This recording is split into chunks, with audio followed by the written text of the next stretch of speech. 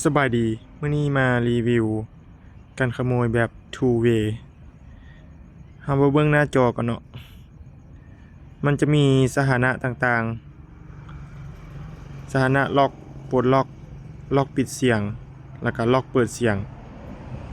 แล้วก็มีบอกระดับน้ำมันแล้วก็ความแรงของสัญญาณแล้วก็แบตเตอรี่ของทางรีโมทแบตเตอรี่ของรีโมทแล้วก็บอกเวลาแล้วก็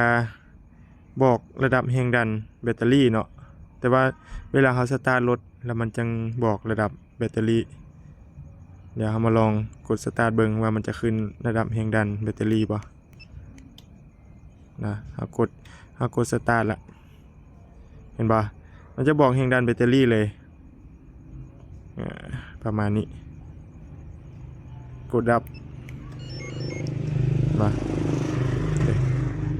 ประมาณนี้เลยวันนี้เรามาเบิ่งโหมดฟังก์ชันล็อกต่างๆล็อกอันนี้ล็อกเปิดเสียงเนาะเวลาคนไปกวนไปยังเห็นปะรีโมทกระสั่นรีโมทสั่นเตือนเนาะกวนอีกมันก็จะสั่นอีกดังอีกเห็นปะเขากดล็อกแล้วมันจะเงียบวันนี้เราสามารถล็อกปิดเสียงได้เราไม่อยากให้รบกวนคนอื่นเราสามารถปิดเสียงไว้สมมติคนมากวนเห็นปะรีโมทจะสั่นแล้วก็เป็นหูคอน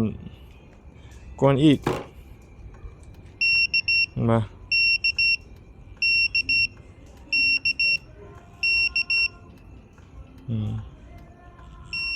เห็นปะ